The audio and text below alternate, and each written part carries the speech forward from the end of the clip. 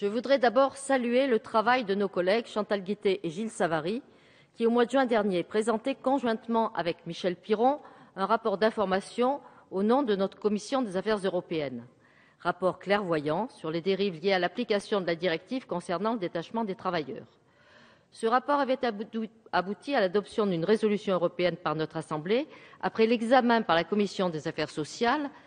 Je veux souligner ici la solidarité entre nos deux commissions qui a permis, me semble-t-il, d'aboutir à ce beau travail que nous allons finaliser aujourd'hui, je l'espère.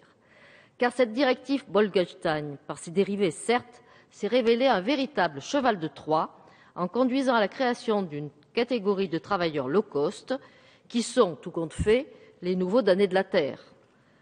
Nos collègues ont formulé des propositions ambitieuses qui ont posé les bases de la proposition de loi que nous examinons aujourd'hui et sur laquelle notre commission a souhaité se saisir pour observation. En décembre dernier, nous avions déjà évoqué cette question dans le même hémicycle dans le cadre d'une semaine de contrôle. Quelques jours plus tard, Monsieur le ministre du Travail réussissait à réunir une majorité au sein du Conseil des ministres de l'Union sur deux sujets majeurs. D'une part, et c'est fondamental, la liste de documents qui peuvent être réclamés par un État et son administration de contrôle doit demeurer ouverte, et d'autre part, le principe d'une responsabilité conjointe et solidaire du donneur d'ordre pour les fraudes relevant des sous-traitants était établi au niveau européen dans les secteurs du BTP. Mais l'agriculture et les transports n'étaient pas touchés. Certes, il s'agit de deux avancées majeures. Pour autant, le processus de négociation à Bruxelles, aujourd'hui engagé, a du mal à aboutir. Alors faut-il continuer à rester impuissant face au dumping social? Non, si nous avons foi en l'Europe. Or, j'ai foi en l'Europe. J'ai foi en sa capacité de mettre en œuvre des politiques au bénéfice de l'ensemble de nos concitoyens européens. J'ai foi en l'Europe pour la dimension sociale des politiques européennes et pour qu'elle prenne le pas sur la seule dimension économique. Elle lui a été jusque-là largement subordonnée, amplifiant la récession et favorisant de la part de nos concitoyens l'euroscepticisme et le désamour de cette même Europe. Mais ma foi n'est pas aveugle. Et il est clair que lorsque l'urgence dicte, nous avons le devoir, au niveau national, de prendre les mesures législatives qui s'imposent, à titre conservatoire, en attendant le processus législatif de l'Union qui, j'espère, pourra aboutir. C'est l'objet de la présente proposition de loi, c'est l'honneur de notre Assemblée.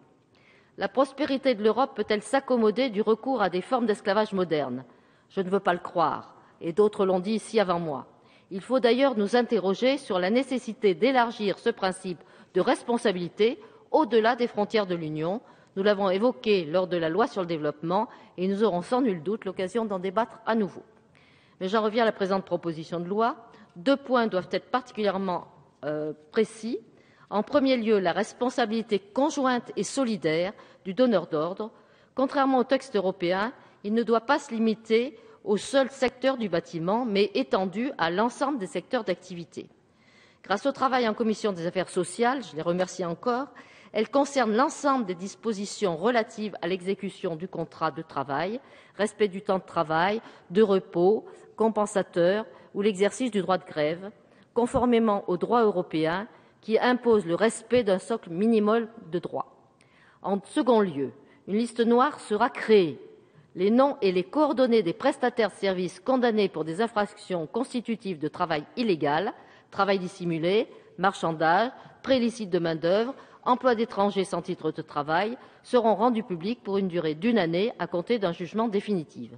Cette liste n'aura certes qu'un caractère informatif, mais je pense qu'elle sera préventive et dissuasive par la même occasion.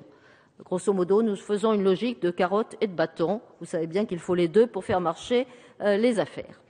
Je salue également les différentes mesures qui visent à améliorer les conditions de contrôle des inspecteurs du travail, souvent démunis face à la délinquance protéiforme des fraudeurs au détachement. En conclusion, je souhaiterais donc souligner que cette proposition et son cheminement depuis le rapport d'information de notre commission montrent de manière tangible comment peut agir le Parlement en matière européenne, à l'écoute des préoccupations concrètes de nos concitoyens, dans un dialogue actif avec le gouvernement et nos partenaires de l'Union. Elle va dans le sens de la responsabilité et de la solidarité. Je la soutiens donc avec enthousiasme et je vous remercie.